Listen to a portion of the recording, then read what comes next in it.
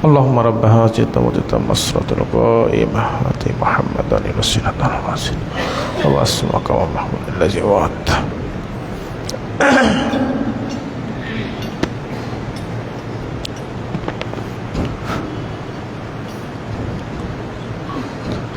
আসসালামু আলাইকুম ওয়া রাহমাতুল্লাহি ওয়া বারাকাতুহু। ইন্নাল হামদালিল্লাহি ওয়াহদাহু ওয়াসসালাতু ওয়াসসালামু আলা মান লা নাবিয়্যা বা'দাহু। ফাআউযু বিল্লাহি মিনাশ শাইতানির রাজীম। বিসমিল্লাহির রহমানির রহিম। يا أيها الناس اتقوا ربكم الذي خلقكم من نفس واحدة وخلق منها زوجها وبث منهما رجالا كثيرا ونساء واتقوا الله الذي تساءلون به والأرحم إن الله كان عليكم رقيبا. وقال تعالى أعوذ بالله من الشيطان الرجيم. يا أيها الرسول بلغ ما أنزل إليك من ربك وإن لم تفعل فما بلغت رسالته والله يعصمك من الناس إن الله لا يهدي القوم الكافرين. عن عبد الله بن عمر رضي الله تعالى عنه قال قال رسول الله صلى الله عليه وسلم بلغوا عني ولو آية وحدثوا عن بني إسرائيل الحرث من كذب علي متعمدا فليتبوأ مقعده من النار رواه البخاري. আলহামদুলিল্লাহ, যাবতীয় প্রশংসা সমস্ত গুণগান সেই মহান রব্বুল আলামিনের জন্য, যে মহান রব্বুল আলামিন আজকে পবিত্র জুমার দিন, অত্যন্ত গুরুত্বপূর্ণ দিনে দুনিয়াবী সকল কর্ম ব্যস্ততা, ব্যবসা বাণিজ্য, কৃষিকাজ সব কিছু বাদ দিয়ে একমাত্র আল্লাহর ডাকে সাড়া দিয়ে পৃথিবীর মধ্যে সবচেয়ে পবিত্র থেকে আল্লাহর ঘর মসজিদ, সেই মসজিদে আসার জন্য, জুমার সালাতের জন্য কবুল করলেন। সেজন্য সেই মহান রব্বুল আলামিনের দরবারে শুকরিয়া আদায় করে সকলে বলি আলহামদুলিল্লাহ। আর সেই সাথে অসংখ্য অগণিত দুরূদ সালাম বিশ্ব নবী, মানবতার মুক্তির দূত, নবীকুল শিরোমণি, সরার দোকায়না সৈয়দুল মুরসালিন, খাতামুন নবীন হযরত মুহাম্মদ মুস্তাফা আহমদ মুস্তাফা সাল্লাল্লাহু আলাইহি সাল্লামের পর অসংখ্য অগণিত দুরূদ সালাম আমরা সকলেই বলি আল্লাহুম্মা সাল্লি আলাই, আল্লাহুম্মা বারিক আলাই।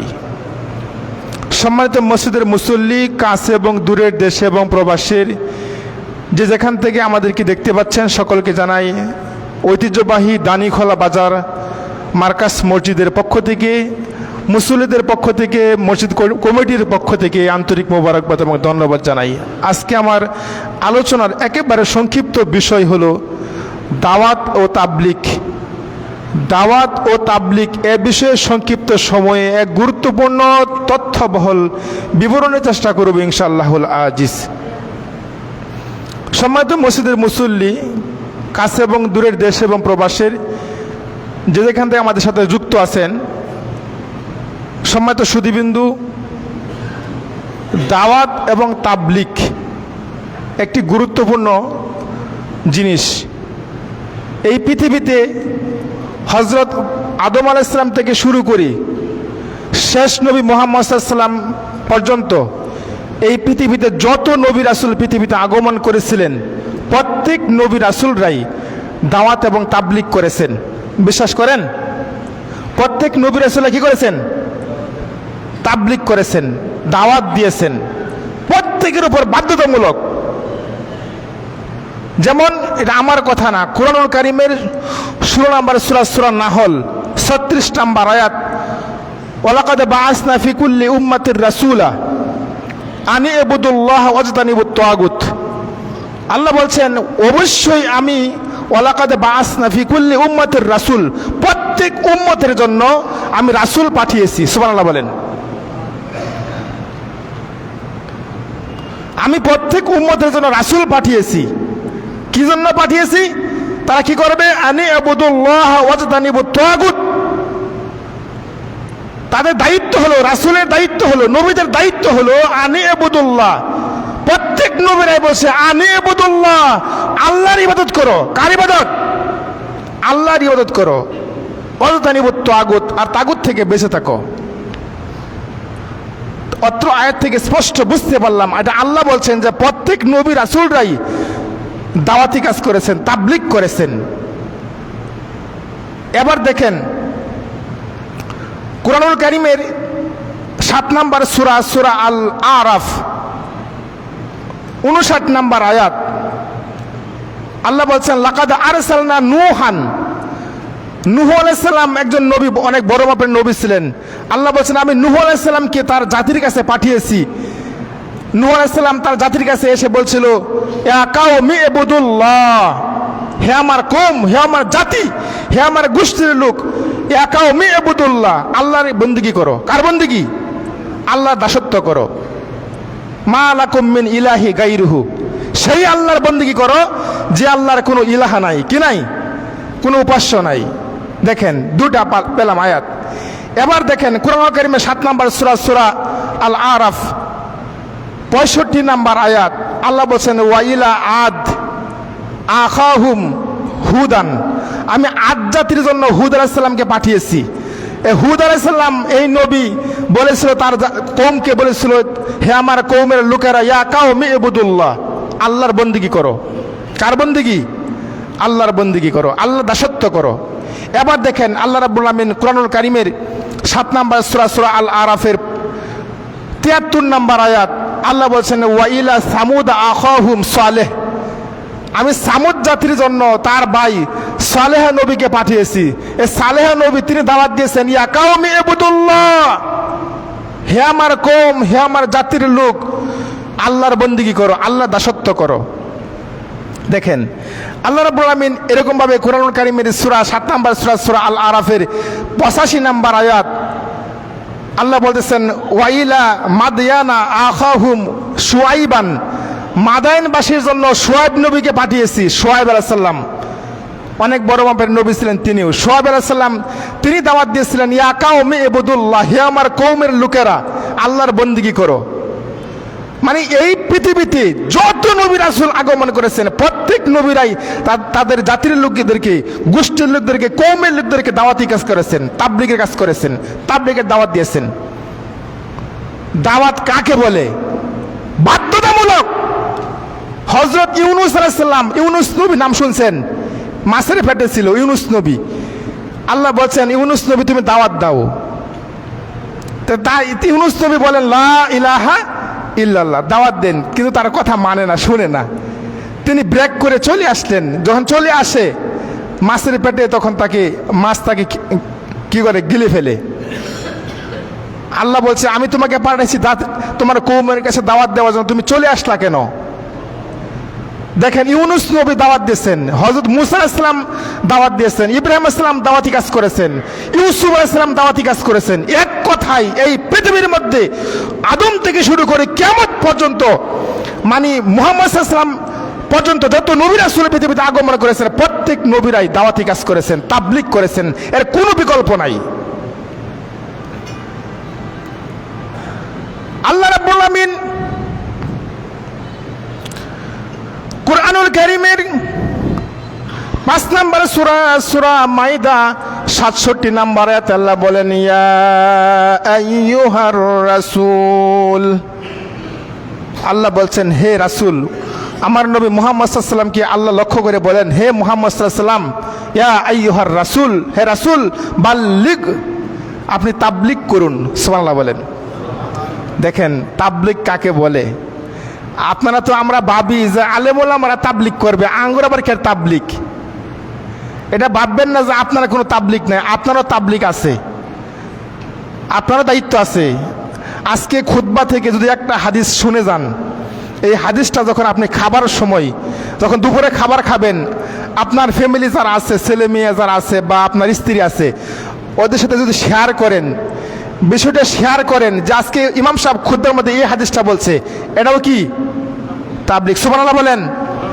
এটাও তাবলিগ। হাদিস শুনবেন, হাদিস মানবেন, মুখস্থ করবেন, এটা আরেকজনের কাছে পৌঁছাইবেন, এটা কি তাবলিগ। মনে করবেন না যে আমার কোনো দায়িত্ব নাই। আপনি বাড়িতে আছেন, আপনার স্ত্রীকে নামাজের কথা বলবেন, এটাও তাবলিগ। ছেলে মেয়েদেরকে নামাজের আদেশ দেবেন, এটাও তাবলিগ। স্ত্রীকে পর্দায় রাখবেন, এটাও তাবলিগ। আপনি অফিসে আছেন, যখন নামাজের সময় হয়েছে তখন আপনি বলবেন আসেন সবাই নামাজে যাই, এটাও কি তাবলিগ। দাওয়াত দেওয়াই মানে হকের দাওয়াত, দিনের দাওয়াত, ভালো কাজের দাওয়াত দেওয়াই মানে কি তাবলিগ। কতগুলি বাচ্চা কাচ্চা দুষ্টামি করতেছে, খেলাধুলা করতেছে, মানে কি খেলাধুলা? ওই লুডো খেলে, ক্যারাম খেলে বা গান বাজনা বাজাচ্ছে, আপনি নিষেধ করবেন, এটাও কি তাবলিগ। আপনি মনে করবেন না খালি ইমাম সাহেবরা, বড় বড় হুজুরা তাবলিগ করবে, আমাদেরকে তাবলিগ। আপনার দায়িত্ব কর্তব্য আছে। আপনি একজন গার্জিয়ান, আপনি একজন পরিবারের কর্তা, আপনি পরিবারের প্রধান, আপনার অনেক দায়িত্ব কর্তব্য আছে, আপনাকে আল্লাহ ছাড় দিবে না। এজন্যই রাব্বুল আলামিন কুরআনুল কারীমের 5 নম্বর সূরা মাইদা 67 নম্বর আয়াতে আল্লাহ বলেন, ইয়া আইয়ুহার রাসূল, হে রাসূল বাল্লিগ, আপনি তাবলিগ করুন। সহিহ বুখারীর হাদিস, মিশকাতুল মাসাবি কিতাবুল ইলমের প্রথম হাদিস, আল্লাহর নবী বললেন, বাল্লিগু আন্নি ওয়ালাউ আয়া, ও আমার সাহাবীরা শোনো, আমার একটা কথা, আমার একটা আয়াত যদি তোমাদের জানা থাকে, এটা মানুষের কাছে পৌঁছে দাও। যেরকম সুবহানাল্লাহ। নবী বলছেন, আমার একটা কথা, একটা আয়াত, একটা বাক্য, ছোট্ট একটা শব্দ যদি কারো জানা থাকে, এটা পেটের ভিতর রাখো না, এটা মানুষের কাছে কি করো, পৌঁছে দাও। তাহলে বোঝা গেল অত্র কোরআনুল কারীমের 5 নম্বর আয়াত, 5 নম্বর সূরা মাইদা 67 নম্বর আয়াত, বুখারী মুসলিমের হাদিস থেকে বোঝা গেল যে তাবলিগ কি করতেই হবে। প্রত্যেক নবী রাসূলুল্লাহ তাবলিগের কাজ করেছেন, সাহাবায়ে কেরাম তাবলিগের কাজ করেছেন, বিশ্বাস করেন। দেখেন সহিহ বুখারী মুসলিমের হাদিস, মিশকাতুল মাসাবি কিতাবুজ যাকাত পর্বের প্রথম হাদিস, রাসূল সাল্লাল্লাহু আলাইহি ওয়াসাল্লাম মুআয ইবনে জাবালকে বলছেন, মুআয ইবনে জাবাল শোনো, ইন্নাকা তাআতি কাওমাকা আহলি কিতাব, তুমি এমন জাতির কাছে যাচ্ছ, এমন জাতির কাছে আগমন করছো যারা আহলে কিতাব, যারা ইহুদি খ্রিস্টান, যারা কি ইহুদি খ্রিস্টান। তাদেরকে প্রথমে দাওয়াত দিবে লা ইলাহা ইল্লাল্লাহ, এইটা দাওয়াত দিবে। তারা যদি এই দাওয়াতটা তোমার অ্যাকসেপ্ট করে, দাওয়াতটা তারা মেনে নেই, তাহলে বলবে, পরবর্তী স্টেপে বলবে, ইন্নাল্লাহ কাদা ফারাজা খামসা সালাওয়াতিন ফি ইয়াউমি লাইলাতিন, আল্লাহ রাব্বুল আমিন দিনে এবং রাতে তোমাদের উপর 5 ওয়াক্ত নামাজ ফরজ করেছেন। সুবহানাল্লাহ বলেন। দাওয়াত দিছে কিসের আগে? আগে কিসের দাওয়াত দিছে? আগে হলো কালেমার দাওয়াত, আকীদার দাওয়াত, তাওহীদের দাওয়াত। এটাই কিন্তু সব। এটাই কিন্তু আপনার জীবনে ঈমান নাই, নামাজ পড়লে কি হবে? আপনি আল্লাহরে বিশ্বাস করেন না, কোরআনে বিশ্বাস করেন না, হাদিস বিশ্বাস করেন না, নবী বিশ্বাস করেন না, নামাজ পড়লে কাজ হবে? তাহলে আগে হলো আকীদা, আগে হলো ঈমান, আগে হলো তাওহীদ। আপনার আকীদা ঠিক, সমস্ত আমল ঠিক। আপনার আকীদা ঠিক নাই, কোনো আমল কাজে লাগবে? তাওহীদ ঠিক নাই, ঈমান ঠিক নাই, মানহাজ ঠিক নাই, কোনো আমল কাজে লাগবে না। এজন্যই রাব্বুল আলামিন বিশ্বনবীকে লক্ষ্য করে বলেন, ও নবী মুহাম্মদ সাল্লাল্লাহু আলাইহি ওয়াসাল্লাম শোনেন, ইয়া আইয়ুহার রাসূল, ও নবী আপনি তাবলিগ করুন, আপনি দাওয়াতি কাজ করুন, তাবলিগ করুন। তাবলিগ করতেই হবে, এটা নবীওয়ালা কাজ, এটা ওয়াজিব দায়িত্ব, ফরজ দায়িত্ব। আল্লাহ এটা বলছেন, মা উনজিলা ইলাইকা মির রাব্বিক, নবী তাবলিগ করুন। এরপরে পরবর্তী স্টেপে আল্লাহ বলছে, আপনি কি দিয়ে তাবলিগ করবেন? নবী তাবলিগ তো করবেন, কি দিয়ে করবেন? তাবলিগ করার অনেক সিস্টেম আছে। আপনি কি দিয়ে তাবলিগ করবেন? কার কথা, কার বাণী দিয়ে তাবলিগ করবেন? তাবলিগ করলেই হবে? আপনার কথা দিয়ে তাবলিগ করলে হবে? কার বাণী, কার নির্দেশে তাবলিগ করবেন? কি দিয়ে তাবলিগ করবেন? আল্লাহ বলছেন, মা উনজিলা ইলাইকা মির রাব্বিক, রবের পক্ষ থেকে, আল্লাহর পক্ষ থেকে যে কিতাব, যে কোরআনুল কারীম আপনার উপর নাজিল করা হয়েছে, সেই কোরআন দিয়ে তাবলিগ করতে হবে। যেরকম সুবহানাল্লাহ। কি দিয়ে করবেন? কুরআনুল কারীম দিয়ে তাবলীগ করতে হবে। কুরআনুল কারীমে যে নির্দেশ দিয়েছেন, যেভাবে আল্লাহ বলেছেন এভাবে তাবলীগ করতে হবে, এভাবে মানুষকে ডাকতে হবে। তাবলীগ করলেই হবে না। এখন আমাদের কোরআন ছাড়াও সহিহ হাদিস ছাড়াও অনেক তাবলীগ আছে কি আছে না? কত ভ্রান্ত তাবলীগ, আটচশির তাবলীগ, চরমনের তাবলীগ, হ্যাঁ, ফুরফুরার তাবলীগ, দেওবন্দি তাবলীগ, তাবলীগের কোনো শেষ নাই। কত দল এই পৃথিবীতে, দলের কোনো শেষ নাই। চিশতিয়া, কাদরিয়া, মুরব্বিদিয়া, নকশাবন্দিয়া, তরিকত, হাকিকত, শরীয়ত, মারেফত, ফুরফুরা, দেওবন্দি, কাদিয়ানি, আট্টুসি, মাঝবেন্ডারি, এখন আবার হানাফি, শাফি, হাম্বলি, মালিকি, যত দল, তাবলীগের ভিন্ন ভিন্ন পদ্ধতি আছে। নামাজের ভিন্ন ভিন্ন পদ্ধতি আছে কি না? আছে না? আছে। কিবা তাবলীগ করবেন? আল্লাহ শিখাই দিয়েছেন, মা উনজিলা ইলাইকা মির রাব্বিক, নবী আপনার আল্লাহর পক্ষ থেকে যে কিতাব আমি আপনার উপর নাজিল করেছি ওই কোরআন দিয়ে তাবলীগ করতে হবে, ফাজাইলে আমল দেয়া নয়। কি ঠিক কিনা ভাইরা? ফাজাইলে আমল দিয়ে তাবলীগ করা যাবে না। যে আমলের কিতাব ফাজাইলে আমল ভ্রান্ত, জাল, জয়ীব, দুর্বল, কত হাদিস যে অ্যাড করছে এখানে, এই হাদিস দিয়ে তাবলীগ করা যাবে না। আমি ওই দিকে যাব না। তাবলীগ করতে হবে কোরআনের আয়াত দিয়া, সহিহ হাদিস দিয়া তাবলীগ করতে হবে। তাবলীগ করতে হবে বুখারী মুসলিম দিয়া, সহিহ বুখারী সহিহ মুসলিম দিয়া। তাবলীগ করতে হবে বুলুগুল মারাম, রিয়াজুস সালিহিন, নির্ভরযোগ্য সহিহ কিতাব দিয়া তাবলীগ করতে হবে। কথা বুঝতেছেন আমার ভাইরা? কথা বুঝতেছেন? তো তাবলীগ কি দিয়া করবেন? কোরআন দিয়া, সহিহ হাদিস দিয়া তাবলীগ করতে হবে। এছাড়া অন্য কোনো অ্যাড করা যাবে না। কারো মত, কারো পথ, কারো পদ্ধতি অনুসরণ করা যাবে না। শুধুমাত্র কেবলমাত্র আল্লাহর কুরআন, নবীর সহিহ সুন্নাহ দিয়ে তাবলীগ করতে হবে। আল্লাহ রাব্বুল আমিন এজন্যই বিশ্বনবীকে জানিয়ে দিলেন, ও নবী আপনি তাবলীগ করুন, মা উনজিলা ইলাইকা মির রাব্বিক, রবের পক্ষ থেকে যে কিতাব আপনার উপর নাজিল করা হয়েছে সেই কিতাব দিয়ে তাবলীগ করেন। এরপর আল্লাহ বলেন, মা উনজিলা ইলাইকা মির রাব্বিক ওয়া ইন লাম তাফআল ফামা বাল্লাগতা রিসালাতাহু, যদি আপনি তাবলীগ না করেন, দেখছেন সতর্ক সাবধান অবলম্বন করতে বলছেন নবী মুহাম্মদ সাল্লাল্লাহু আলাইহি ওয়াসাল্লাম, ওয়া ইন লাম তাফআল ফামা বাল্লাগতা রিসালাতাহু, যদি আপনি তাবলীগ না করেন, দাওয়াতি কাজ না করেন, তাহলে কিন্তু আপনি রিসালাতের দায়িত্বটা পৌঁছালেন না। কত বড় কথা বলছেন। তারপর কি করলেন? রিসালাত আপনার উপর যে দায়িত্ব দেওয়া হয়েছে, যে দায়িত্ব অর্পণ করা হয়েছে, সেই দায়িত্বটা পালন করলেন না। তাহলে বোঝা গেল অত্র আয়াত থেকে তাবলীগ করতেই হবে। নবী মুহাম্মদ সাল্লাল্লাহু আলাইহি ওয়াসাল্লাম তাবলীগ আপনাকে করতেই হবে, কোনো বিকল্প নাই তাবলীগের। ওয়া ইন লাম তাফআল ফামা বাল্লাগতা রিসালাতাহু ওয়াল্লাহু ইয়াসিমুকা মিনান নাস। আর আল্লাহ বলছেন মুহাম্মদ সাল্লাল্লাহু আলাইহি ওয়াসাল্লাম তাবলীগ করতে গেলে বাধা আসবে। কি আসবে? বাধা। তাবলীগ করতে গেলে আপনাকে লোকেরা ক্ষতি করার চেষ্টা করবে। দাওয়াতি কাজ করতে গেলে আপনাকে লোকেরা বাধা দিবে, আক্রমণ করবে, শত্রু আপনাকে কি করবে? ঘিরে ফেলবে, আপনাকে হত্যা করার চেষ্টা করবে। আল্লাহু ইয়াসিমুকা মিনান নাস, আমি আল্লাহর কসম করে বলি আপনি দাওয়াতি কাজ চালিয়ে যান, যত প্রকার ক্ষতি সব আমি মোকাবেলা করব। সুবহানাল্লাহ। আল্লাহ এটা বলছেন, সকল প্রকার অনিষ্টতা, সকল প্রকার বিপদ থেকে আমি আপনাকে রক্ষা করব। আল্লাহু ইয়াসিমুকা মিনান নাস। মুহাম্মদ সাল্লাল্লাহু আলাইহি ওয়াসাল্লাম তাবলীগ করেছেন অনেক কষ্ট করি। আপনাদেরকে যদি বলি খুব খারাপ লাগবে। দেখেন, আমর ইবনুল আস একজন সাহাবী, আমর ইবনুল আস একজন সাহাবী, ওমর রাদিয়াল্লাহু তাআলা আনহুর যুগে তিনি গভর্নর ছিলেন, অনেক বড় গভর্নর ছিলেন। আমর ইবনুল আস মৃত্যুর সময় চোখ দিয়ে ঘর ঘর করে পানি পড়তেছে। তখন ছেলেরা বললেন, বাবা আপনি কাঁদেন কেন? আল্লাহ নবী মুহাম্মদ সাল্লাল্লাহু আলাইহি ওয়াসাল্লাম তো আপনাকে জান্নাতি ঘোষণা করেছেন, আপনি তো বেহেশতবাসী, আপনি কাঁদেন কেন? আমর ইবনুল আস বলতেছেন তার ছেলেকে, বাবা শুনো, সারাটা জীবন মুহাম্মদ সাল্লাল্লাহু আলাইহি ওয়াসাল্লামের আমি কি করেছি? বিরোধিতা করেছি। মুহাম্মদ সাল্লাল্লাহু আলাইহি ওয়াসাল্লামকে হত্যা করার জন্য অনেক চেষ্টা করেছি। মুহাম্মদ সাল্লাল্লাহু আলাইহি ওয়াসাল্লাম মাঠে ময়দানে মক্কার অলিতে গলিতে দাওয়াতি কাজ করেছেন। আমি যতটুকু পারি আমি চেষ্টা করছি তাকে হত্যা করার জন্য, দাওয়াতি কাজ থেকে তাকে দূরে সরিয়ে দেওয়ার জন্য। আমি অনেক বড়, যদি আমি আল্লাহর কসম মুহাম্মদ সাল্লাল্লাহু আলাইহি ওয়াসাল্লামকে হত্যা করতাম তাহলে আজকে আমি জাহান্নামে হইতাম, জাহান্নামে হয়ে যেতাম, কিন্তু আমি হত্যা করি নাই।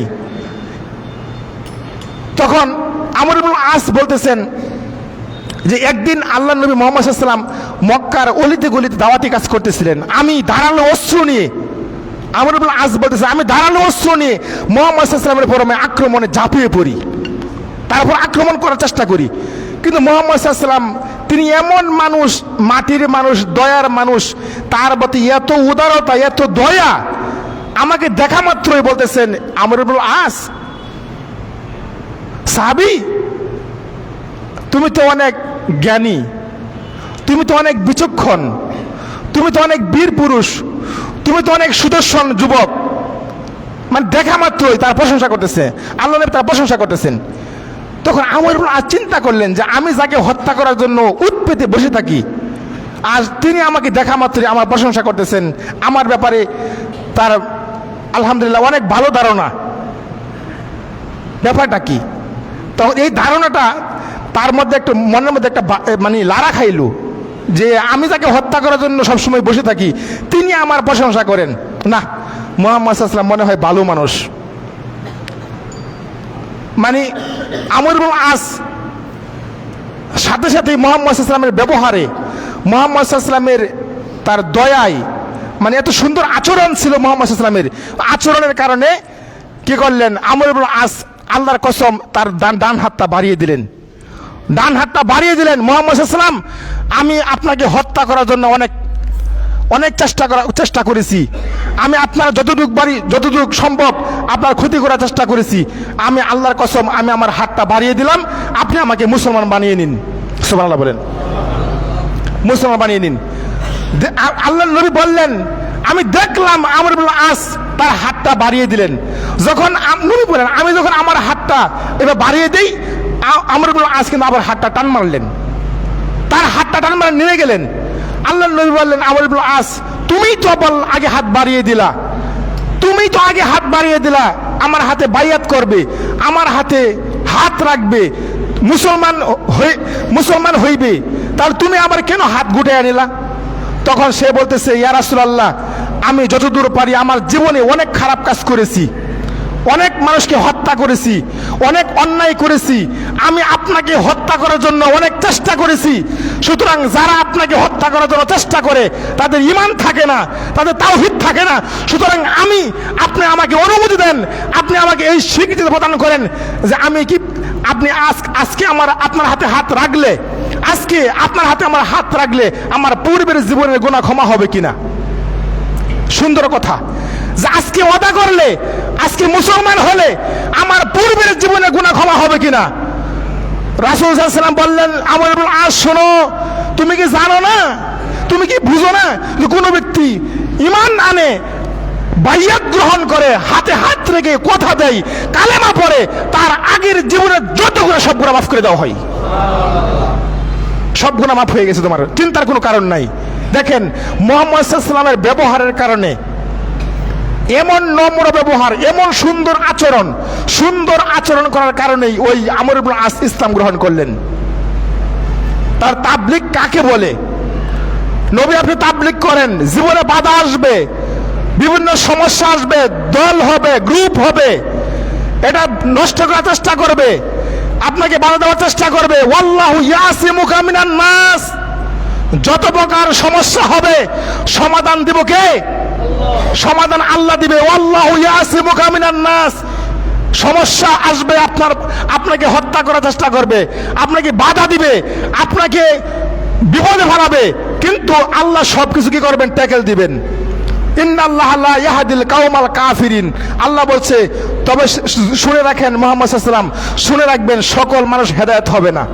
ইন্নাল্লাহা লা ইয়াহদিল কাওমাল কাফিরিন, যারা কাফের, যারা প্রকৃত কাফের, তারা কখনো হেদায়েত পাবে, সতর্ক করে দিলেন। সুতরাং অত্র আয়াত থেকে স্পষ্ট বুঝতে পারলাম যে তাবলীগ করতে হবে। আল্লাহ তাবলীগ নবীকে করতে বলেছেন, এর কোনো বিকল্প নাই। এরপরে দেখেন আল্লাহ রাব্বুল আলামিন কুরআনুল কারীমের 28 নম্বর সূরা, সূরা কাসাস 87 নম্বর আয়াত, আল্লাহ বলছে, ওয়াদু ইলা রাব্বিকা ওয়ালা তাকুনান্না মিনাল মুশরিকিন। ওয়াদু মানে আপনি, হে নবী, আপনি ডাকুন, আপনি দাওয়াতি কাজ করুন, আপনি তাবলিগ করুন। রাব্বিকা কার দিকে? আল্লাহর দিকে। আল্লাহর দিকে ডাকেন, মানুষকে কোরআনের দিকে ডাকেন, সহিহ হাদিসের দিকে ডাকেন। যদি আপনি না ডাকেন, ওয়ালা তাকুনান্না মিনাল মুশরিকিন, তাহলে কিন্তু আপনি মুশরিকদের অন্তর্ভুক্ত হয়ে যাবেন। জোরে কোন নাউজুবিল্লাহ। তাহলে অত্র আয়াত থেকে স্পষ্ট বোঝা যায় যে তাবলিগ করতে হবে, এর কোনো বিকল্প নাই। আবার দেখেন কোরআনুল কারীমের 16 নম্বর সূরা, সূরা নাহল 125 নম্বর আয়াত, আল্লাহ বলছেন উদউ ইলা সাবিলি রাব্বিকা বিল হিকমাতি ওয়াল মাউইদাতিল হাসানাহ। উদউ মানে ডাকো, হে নবী মুহাম্মদ সাল্লাল্লাহু আলাইহি ওয়াসাল্লাম আপনি ডাকেন ইলা সাবিলি রাব্বিকা, রবের পথের দিকে। কোন দিকে? আল্লাহর পথের দিকে মানুষকে ডাকেন। সাবিলি রাব্বিকা, আল্লাহর পথের দিকে মানুষকে ডাকেন। বিল হিকমা, হিকমত দিয়া, কোরআন দিয়া। কি দিয়া? কোরআন দিয়া। সঠিক জ্ঞান, উত্তম উপদেশ। আল্লাহ বলছে সঠিক জ্ঞান, উত্তম উপদেশের মাধ্যমে মানুষকে ডাকতে হবে। সুবহানাল্লাহ বলেন। সঠিক জ্ঞান আর উত্তম উপদেশের মাধ্যমে মানুষকে ডাকতে হবে। এখন সঠিক জ্ঞান কোনটা? সঠিক জ্ঞান কোরআন। আর উত্তম উপদেশ বাণী দিয়া আপনি মানুষকে ডাকতে, মানুষকে আল্লাহর পথে ডাকতে হবে। আপনি ব্যবহার খারাপ করা যাবে না, দাওয়াতে কাজ করতে গিয়ে ব্যবহার খারাপ করা যাবে না, কটু কথা বলা যাবে না। নবী সাল্লাল্লাহু আলাইহি ওয়াসাল্লাম কখনো কোনোদিন খারাপ ব্যবহার করেন নাই, কাউকে কটু কথা বলেন নাই, কাউকে গালমন্দ করেন নাই, সবসময় ভালো ব্যবহার করেছেন। দেখেন মক্কা মদিনার অনেক বড় কুস্তিগির, তার নাম হলো রুকানা।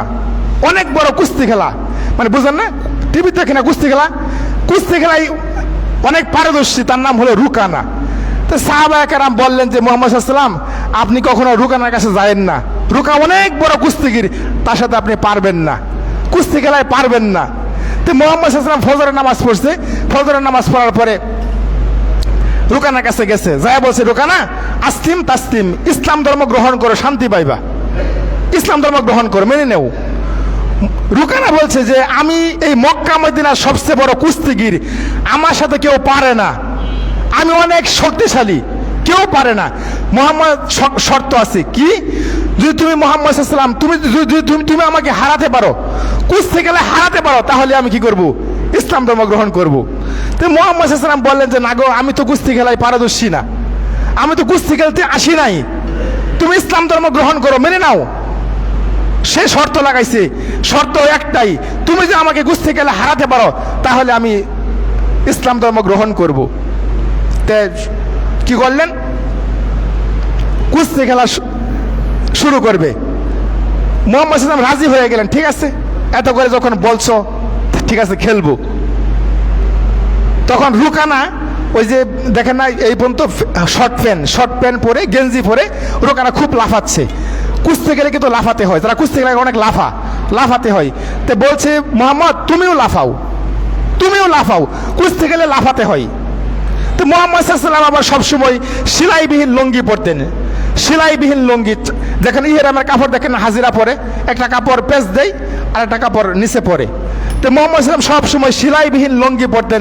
এখন যদি সেলাইবিহীন লুঙ্গি পরে লাফালাফি করে সতর দেখা যাবে না? মুহাম্মদ সাল্লাল্লাহু আলাইহি ওয়াসাল্লাম বলছেন না, আমি লাফাবো না রুকানা, আমি লাফাবো না, কারণ আমি সেলাইবিহীন লুঙ্গি পরি, সেলাইবিহীন লুঙ্গি পরে যদি লাফাই তাহলে সতর দেখা যাওয়ার সম্ভাবনা আছে, আমি লাফাবো না, তুমি লাফাও। রুকানা খুব লাফাচ্ছে। তো মুহাম্মদ সাল্লাল্লাহু আলাইহি ওয়াসাল্লাম আর লাফানা। শেষ পর্যন্ত রুকানা বলছে মুহাম্মদ তুমি আমাকে বক্সিন মারো, তুমি আমাকে আগে ঘুষি মারো। তো মুহাম্মদ সাল্লাল্লাহু আলাইহি ওয়াসাল্লাম বললেন যে শোনো রুকানা, ইসলাম কাউকে আক্রমণ করে না। সুবহানাল্লাহ বলেন। ইসলাম কাউকে আক্রমণ করে না, আক্রান্ত হলে পরে প্রতিহত করে, ঠিক কিনা? আক্রান্ত হলে পরে প্রতিহত করে। আমি আগে ঘুষি মারবো না, তুমি আমাকে ঘুষি মারো আগে। তো রুকানা তো সহজে ঘুষি দেয় না, বুঝেন না? যদিও তো মুহাম্মদ সাল্লাল্লাহু আলাইহি ওয়াসাল্লাম এত দিনের নবী, বিশ্ব নবী, সেও ভয় করে কিভাবে ঘুষিটা দেই মুহাম্মদরে, কিভাবে ঘুষি বকছেন না আগে দেই। তো অনেক রিকোয়েস্ট করতেছি, আল্লাহ নবী তাকে আক্রমণ করে না, রুকানাও আক্রমণ করে না, লাফাচ্ছে, রুকানা খুব লাফাচ্ছে। শেষ পর্যন্ত রুকানার অনেক রিকোয়েস্টে মুহাম্মদ তুমি আগে ঘুষি মারো। তো রুকানার অনেক রিকোয়েস্টে মুহাম্মদ সাল্লাল্লাহু আলাইহি ওয়াসাল্লাম ঘুষি মারলেন না। মুহাম্মদ সাল্লাল্লাহু আলাইহি ওয়াসাল্লাম তার ডান হাতটা রুকানার কাঁধের উপর রাখলেন। এভাবে কাঁধের উপর রাখছে, রুকানা একবার জমিনে বেহুশ হয়ে পড়ে গেছে। সুবহানাল্লাহ বলেন। ঘুষি মারলেন না, কিল মারলেন নাই, তাকে বক্সিন মারলেন নাই, রুকানা পড়ে গেল। এবার বলতেছেন যে রুকানার যে সঙ্গী সাথী যারা আছে, খেলোয়াড় যারা আরো আছে, তারা বলতেছে, রুকানা, আব্দুল্লাহ বেটা মোহাম্মদ তোমাকে ঘুষি মারলো না, বক্সিন মারলো না, কিল মারলো না, তুমি পড়ে গেলা কেন? উঠো, আবার উঠো। তখন সে আবার তাড়াহুড়া করে উঠছে, উঠে বলছে, এই আমার প্রিপারেশন ভালো ছিল না, আবার লাগবো, আবার লাগবো, নতুন করে আবার লাগবো। তা আবার দাঁড়াইছে, আবার দাঁড়ানোর পরে রোকানা বলছে, মোহাম্মদ ঘুষি মারো, আমাকে আগে বক্সিন দাও। তো মোহাম্মদ সাল্লাম বলছেন, আমি আগে দিব, তুমি আগে দাও। অনেক রিকোয়েস্টের পরে আবার মোহাম্মদ সাল্লাম তার ডান হাতটা রোকানা কাঁধের উপর রাখছে, রাখার সাথে সাথে রোকানা বেহুশ হয়ে জমিনে পড়ে গেছে। এইভাবে তিনবার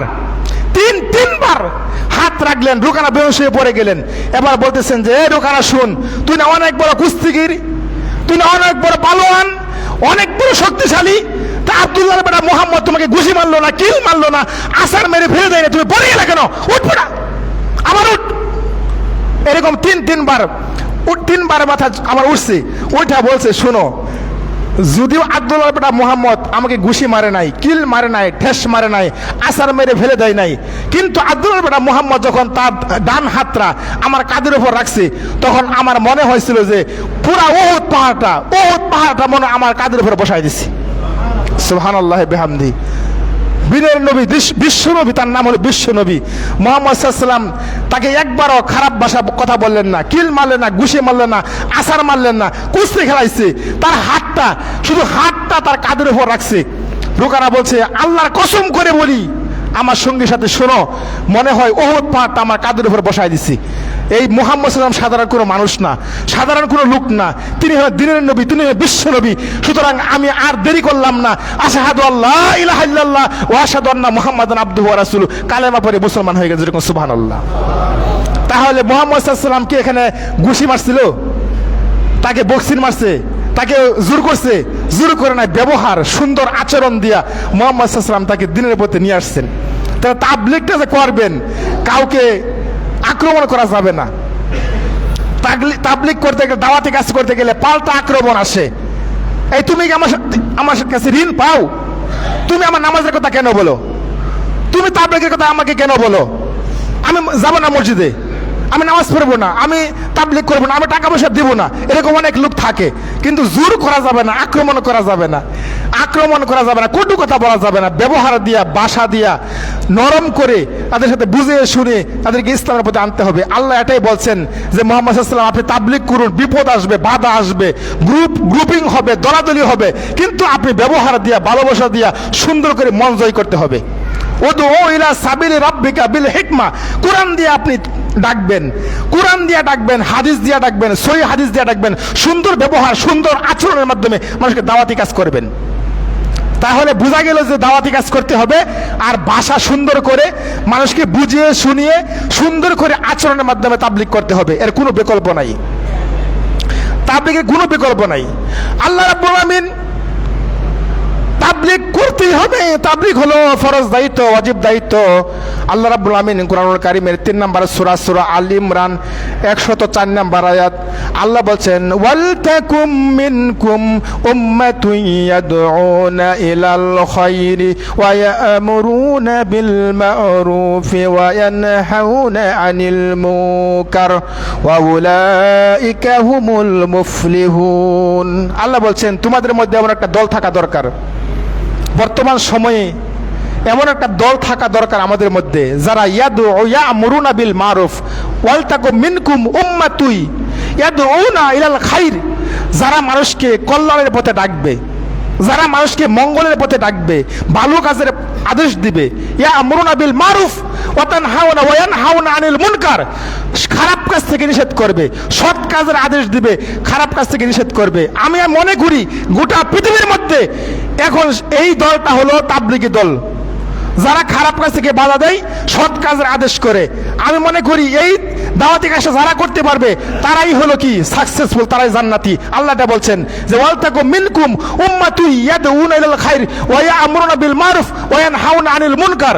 আল্লাহ বলছেন যারা এই পৃথিবীর জমিনে দাওয়াতি কাজ করবে, যারা খারাপ কাজ থেকে দূরে রাখবে, ভালো কাজের আদেশ করবে, আল্লাহ বলছেন ওয়া উলাইকা হুমুল মুফলিহুন, এই তামাম পৃথিবীর মধ্যে এই লোকগুলি হলো জান্নাতি।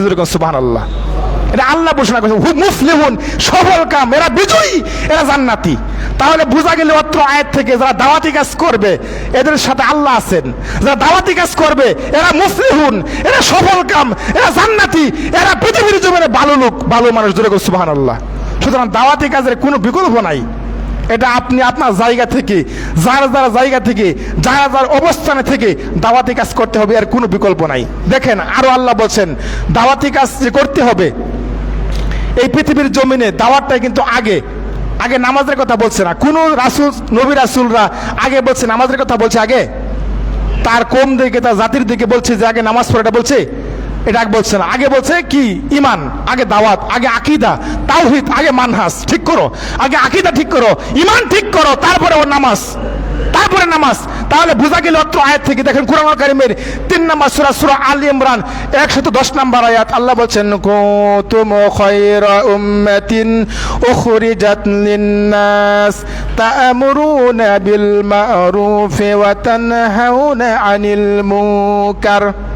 আল্লাহ বলছেন কুনতুম খায়রা উম্মাত, তোমরাই শ্রেষ্ঠ জাতি। সুবহানাল্লাহ বলেন। আল্লাহ তোমাদেরকে নিয়ে, আমাদেরকে নিয়ে গর্ব করে।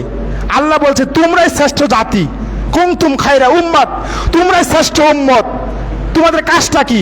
আমরা যে শ্রেষ্ঠ মানুষ, শ্রেষ্ঠ উম্মত, শ্রেষ্ঠ কোরআন পাইছি, শ্রেষ্ঠ কিতাব পাইলাম, শ্রেষ্ঠ নবী পেলাম, শ্রেষ্ঠ ধর্ম পেলাম, কি ঠিক কিনা?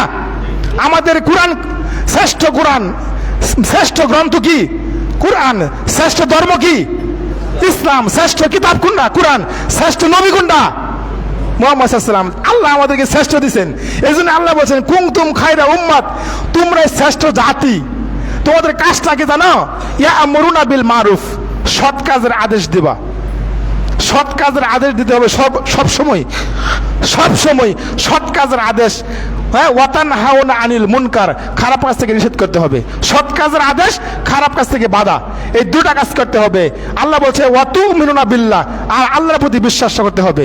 এই 3টা কাজ করতে হবে, সৎ কাজের আদেশ, অসৎ কাজ থেকে নিষেধ, আর তুমিনুনা বিল্লাহ, আল্লাহর প্রতি বিশ্বাস। এই 3টা কাজ করলে এরাই হলো পৃথিবীর জমিনে সবচেয়ে শ্রেষ্ঠ মানুষ। সুবহানাল্লাহ বলেন। তাহলে এই যে তাবলীগ যে করতে হবে, এটা আর কিভাবে প্রমাণ দিব? কোরআনের অনেক আয়াত বললাম, অনেক আয়াতে আসছে তাবলীগ। প্রত্যেক নবীর আয়াত, আদম আলাইহিস সালাম, ঈসা আলাইহিস সালাম, নূহ আলাইহিস সালাম, হযরত দাউদ, হযরত সুলাইমান, হযরত মুসা, হযরত ইব্রাহিম, ইউসুফ, শুআয়ব, তারপর হুদ, মানে যত নবী রাসূল পৃথিবীতে আগমন, প্রত্যেক নবীরা তাবলীগ করেছেন, দাওয়াতি কাজ করেছেন। তাবলীগ করতে হবে। দেখেন তাবলীগের গুরুত্ব, তাবলীগের গুরুত্ব আছে, ফজিলত আছে। কি ফজিলত? দেখেন আন আব্দুল্লাহ ইবনে মাসউদ রাদিয়াল্লাহু তাআলা আনহু বলেন, রাসূল সাল্লাল্লাহু আলাইহি ওয়াসাল্লাম বলেছেন নাযারাল্লাহু আমরান সামিয়া মিন্না হাদিসান ফাহিফজু ওয়া ইউবাল্লিগহু। যে ব্যক্তি নবীর একটা হাদিস শুনবে, যে কথা আমি বললাম প্রথমে, যে ব্যক্তি নবীর একটা হাদিস শুনবে, শোনার পরে এটা মুখস্থ করবে, নিজে মুখস্থ করবে, মুখস্থ করার পরে ফাহিফজুহু, মুখস্থ করবে, ওয়া ইউবাল্লিগহু, এবং এটা আপনি আরে বন্ধুর কাছে শেয়ার করবেন, বাড়িতে শেয়ার করবেন। এই কাজটা যে করবে, যে ব্যক্তি হাদিস শুনবে, মুখস্থ করবে, অন্যের কাছে শেয়ার করবে, আল্লাহ রাব্বুল আমিন ওই ব্যক্তির চেহারা কাল কিয়ামতের ময়দানে ওই চেহারা উজ্জ্বল করবেন। যেরকম সুবহানাল্লাহ। চেহারা আমার উজ্জ্বল, বুঝেন না? নূরে নূরান্বিত করে দিবেন, চেহারা আলোকিত করে দিবেন, ওই চেহারা উজ্জ্বল হয়ে যাবে কিয়ামতের দিন। তাহলে তাবলীগের গুরুত্ব আছে। তাবলীগ করতে হবে। যদি আপনি তাবলীগ করেন, সবসময় দাওয়াতি কাজ করেন, তাহলে আপনার চেহারা থাকবে ঝকঝকা, চকচকা ঝকঝক করবে কিয়ামতের দিন, হাসরের দিন। যে দেখেন, এরপর দেখেন আন সাহল ইবনে সাদ রাদিয়াল্লাহু তাআলা আনহু, এই হাদিসটি সহিহ বুখারী মিশকাতুল মাসাবি, সহিহ বুখারীতে আসছে, সহিহ মুসলিমে আসছে, মিশকাতুল মাসাবি 3794 নম্বর হাদিস। আন সাহল ইবনে সাদ রাদিয়াল্লাহু তাআলা আনহু বলেন, রাসূল সাল্লাল্লাহু আলাইহি ওয়াসাল্লাম বলেছেন, যে ব্যক্তি মানুষকে দাওয়াত দিবে, যে ব্যক্তি মানুষকে দাওয়াত দিয়া হকের পথে আনবে, দাওয়াতি কাজ করবে, ভালোর দিকে ডাকবে, ভালোর পথে আনবে, ওই ব্যক্তি একটা লাল উট লাল উটের মালিক হবে, সুবহানাল্লাহ বলেন। লাল উটের মালিক, বুঝেন? লাল উট, সৌদি আরবে যারা লাল উট আছে ওর মধ্যে ধনী ব্যক্তি আর কেউ নাই। বর্তমানে গাড়ি বাড়ি ব্যালেন্স, আপনার ব্যাংক ব্যালেন্স, টাকা পয়সা ওর সমান হবে না। সৌদি আরবে যারা লাল উট আছে ওই সবচেয়ে বেশি ধনী মানুষ। তাহলে আল্লাহ নবী বলছেন, যে ব্যক্তি মানুষকে দাওয়াত দিয়ে দিনের পথে আনবে, দিনের পথে ডাকবে, তাহলে সেই ব্যক্তি একটা লাল উটের মালিক হবে। দাওয়াতি কাজের গুরুত্ব কত বেশি দেখেন। সহিহ বুখারী হাদিস আসছে, মিশকাতুল মাসাবি 3791 নম্বর হাদিস, 94 নম্বর হাদিস দেখেন, রাসূল সাল্লাল্লাহু আলাইহি ওয়াসাল্লাম বলেছেন, আন আবু হাফস রাদিয়াল্লাহু তাআলা আনহু বলেন, রাসূল সাল্লাল্লাহু আলাইহি ওয়াসাল্লাম বলেছেন, মা আগাবারাতা কাদামা আবদিন ফি সাবিলিল্লাহ, যে ব্যক্তি মানুষকে আল্লাহর পথে ডাকবে, মানুষকে আল্লাহর পথে ডেকে আনবে, দাওয়াত দিবে, ফাতামাসসাহুন নার, ওই ব্যক্তিকে জাহান্নামের আগুন স্পর্শ করবে না। সুবহানাল্লাহ বলেন। দেখছেন, যদি আপনি মানুষকে আল্লাহর পথে দাওয়াত দেন, আল্লাহর পথে ডাকেন, দাওয়াতি কাজ করেন, আপনাকে জাহান্নামের আগুন স্পর্শ করতে পারবে না। দেখেন আরো হাদিস আসছে, সহিহ বুখারী তাদের আসছে, মিশকাতুল মাসাবি হাদিস আছে, হাদিস নাম্বার 3791 নম্বর হাদিস। আনাস রাদিয়াল্লাহু তাআলা আনহু বলেন, রাসূল সাল্লাল্লাহু আলাইহি ওয়াসাল্লাম বলেছেন, লা গাদওয়াতুন ফি সাবিলিল্লাহ আও রাওহাতু খায়রুম মিনাদ দুনিয়া মা ফিহা, যে ব্যক্তি সকাল সন্ধ্যা একটু দাওয়াতি কাজ করবে, সকাল এবং সন্ধ্যায় একটু দাওয়াতি কাজ করবে, অল্প সময় দাওয়াতি কাজ করবে, রাসূল সাল্লাল্লাহু আলাইহি ওয়াসাল্লাম বলছেন, খায়রুম মিনাদ দুনিয়া মা ফিহা, এই পৃথিবীর মধ্যে যা কিছু আছে সব চাইতে উত্তম। যেরকম সুবহানাল্লাহ, এই সব কিছু যেতে সকাল সন্ধ্যা একটু দাওয়াতি কাজ করা সব চাইতে উত্তম। তার দাওয়াতি কাজ করতে হবে, এখান থেকে বোঝা গেল। দেখেন আরো হাদিস আসছে, রাসূল সাল্লাল্লাহু আলাইহি ওয়াসাল্লাম বলছেন যে, ইয়াউমা রিবাতুন, যে ব্যক্তি একদিন সময় দিবে আল্লাহর পথে, আল্লাহর রাস্তায় একদিন সময় দিবে, একদিন বা কিছু সময়, রেবাত মানে প্রস্তুতি, কিছু সময় আল্লাহ রাস্তায় দিবে, কিছু সময় দিবে, একদিন সময় দিবে, খায়রুম মিনাদ দুনিয়া ওয়া ফিহা, এই আগের হাদিসের মতোই, মানে এই পৃথিবীর মধ্যে যা কিছু আছে সব সম্পদ অপেক্ষা উত্তম একটু সময়। যেরকম সুবহানাল্লাহ, একটু সময় দেওয়া, তাহলে আল্লাহর রাস্তায় একটু সময় দেওয়া পৃথিবীর জমিনে যা কিছু আছে সবচেয়ে উত্তম। তাহলে আমরা কিন্তু সময় দেই না, আমাকে সময় কাজে লাগাই না, আমরা কিন্তু সময় কিন্তু চায়ের দোকানে বসে থাকি, বিভিন্ন আড্ডায় বসে থাকি, কিন্তু সময় কিন্তু আল্লাহর রাস্তায় আমরা খুব কম দেই। মসজিদে সময় দেই না, মসজিদ হলো আল্লাহর ঘর, এখানে সময় আমরা কম দেই। সালাম ফেরানোর পরে অর্ধেক লোক চলে যায়, ঠিক কিনা? সালাম ফেরাইছি অর্ধেক লোক চলে গেছে, এত তাড়াহুড়া ভাই কিসের? মসজিদ হলো আল্লাহর ঘর। সাহাবা কেরামের যুগে লক্ষ্য করেন, সাহাবা কেরাম কখনো এরকম কাজটা করতেন না। সব সময় তারা কিন্তু যে অবসর সময়টা তারা কাটাতেন মসজিদে সবসময়। তার সময়টা শুধু আমরা পাইলাম তাবলিগ করতে হবে, তাবলিগের গুরুত্ব এবং তাবলিগের ফজিলত, তাবলিগের কৌশল। আমি বললাম তাবলিগের কৌশল, দুটা ঘটনা বললাম, আর একটা ঘটনা বলি, তাবলিগের যে কৌশল। মুহাম্মদ সাল্লাল্লাহু আলাইহি ওয়াসাল্লাম তাবলিগ কিভাবে করছেন? এক দেশের এক বাদশাহ, হিন্দু লোক, সাহাবেরা কি করছে? দৌড়ে আনছি, দৌড়ে আন না মসজিদে বান্ধা রাখছি। মসজিদে সকালবেলা আল্লাহ নবী ফজর নামাজ পড়ছি, ফজর নামাজ পড়ার পরে ওই লোকের কাছে গেছে, যাই বলছে, রোকানা, তার নাম হলো সুমামা ইবনে উসাল। বলছে, সুমামা, ওই এক হিন্দু লোক আর কি, হিন্দু, অনেক বড় লোক, অনেক এক দেশের বাদশাহ। তো সুমামা, তুমি ইসলাম ধর্ম গ্রহণ করবে? তখন সুমামা বলে, হ্যাঁ মুহাম্মদ, ইসলাম ধর্ম গ্রহণ করো, মানে তুমি যে আমাকে হত্যা করো, তোমাকে হত্যা করা হবে। তো মুহাম্মদ সাল্লাল্লাহু আলাইহি ওয়াসাল্লাম কিন্তু দয়ার মানুষ, মাটির মানুষ, খুব সুন্দর করে কথা বলে, ব্যবহার দেয়া মানুষের মন জয় করে। তো মুহাম্মদ সাল্লাল্লাহু আলাইহি ওয়াসাল্লাম থেকে ফজর নামাজ পড়ার পরে সুন্দর করে দাওয়াত দিলেন, সুমামা, তুমি কি ইসলাম ধর্ম গ্রহণ করবা? ওই লোকটা ক্ষিপ্ত হয়ে গেছে, হ্যাঁ ইসলাম ধর্ম গ্রহণ করো, মানে তুমি যে আমাকে হত্যা করো, তোমাকে হত্যা করা হবে, আর তুমি যে আমাকে ছেড়ে দাও আল্লাহ শুকরিয়া আদায় করা হবে, যে ছাড়তে গিয়ে টাকা চাও তাও প্রদান করা হবে। প্রথম দিনের ঘটনা। দ্বিতীয় দিন আল্লাহ নবী আবার গেছে, ফজর নামাজ পড়ছে, ফজর নামাজ পড়ার পরে, সুমামা, তুমি কি আসলে ইসলাম ধর্ম গ্রহণ করবে? ইসলাম ধর্ম গ্রহণ করো, মানে তুমি যে আমাকে হত্যা করো, তোমাকে হত্যা করা হবে। তো মুহাম্মদ সাল্লাল্লাহু আলাইহি ওয়াসাল্লাম বলছে, তুমি চেতো কেন? আমি তোমাকে হত্যার কথা বলি নাই, আমি তোমাকে জোর করি নাই, আমি তোমাকে চাপ সৃষ্টি করি নাই, আমি তোমাকে কটুকতা করি নাই, তুমি কেন এত চেতো? তা দ্বিতীয় দিন বলল এক ভাষায়, মুহাম্মদ, তুমি যে আমাকে হত্যা করো, তোমাকে হত্যা করা হবে। তুমি যে আমাকে ছেড়ে দাও, আল্লাহ শুকরিয়া আদায় করা হবে। ছাড়তে গিয়ে টাকা চাও, তাও প্রদান করা হবে। তৃতীয় দিন আবার একই কথা, একই বক্তব্য। তে আল্লাহ নবী বললেন, সাহাবারা লোকটাকে ছেড়ে দাও, লোকটা চলে যাক।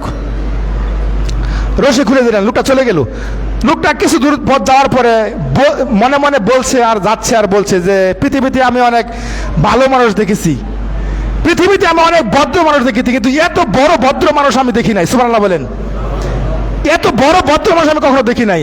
যার বাড়ি 3 দিন ধরে বাধা, যার কাছে আমি 3 দিন ধরে আটকা আছি, আমাকে হত্যা করলে আপনাকে হত্যা করা হবে, কিন্তু তিনি আমাকে কোনো কটু কথা বলেন নাই, আমাকে হত্যার কোনো ভয় দেখান নাই, হত্যা করবেন এ কথা বলেন নাই। কিন্তু আমি বলছি, মুহাম্মদ তোমাকে হত্যা করা হবে। কিন্তু পৃথিবীতে অনেক ভালো মানুষ দেখেছি, এত বড় ভালো মানুষ আমি কখনো দেখি নাই। তখন কি করলেন, মনটা একটা বাড়ি খাইলো, লারা খাইলো, সামনে একটা পুকুর পাইছে, পুকুরে গোসল করছে, গোসল করে আয়সা বলছে, মুহাম্মদ সাল্লাল্লাহু আলাইহি ওয়াসাল্লাম, আশহাদু আল্লা ইলাহা ইল্লাল্লাহ ওয়া আশহাদু আন্না মুহাম্মাদান আবদুহু ওয়া রাসূলুহু। সুবহানাল্লাহি ওয়া বিহামদিহি। দেখছেন ব্যবহার কাকে বলে? যারা বাড়ি 3 দিন ধরে বাধা, সেখানে জোর করেন নাই, সুন্দর ব্যবহারের মাধ্যমে ইসলাম ধর্ম গ্রহণ করে ফেললেন। তো ইসলামী দাওয়াতি কাজ, তাবলিগ, যাই কিছু বলেন, দাওয়াতি কাজ বলেন, তাবলিগ বলেন, এগুলি করতে হবে ব্যবহার দিয়া, সুন্দর আচরণ দিয়ে করতে হবে। কারোর সাথে খারাপ ব্যবহার করা যাবে না, কোনো গ্রুপিং করা যাবে না, দলাদলি করা যাবে না। দিন নিয়ে, ধর্ম নিয়ে আবার কিসের দলাদলি? ইসলাম নিয়ে আবার কিসের দলাদলি? ধর্ম নিয়ে আবার কিসের দলাদলি?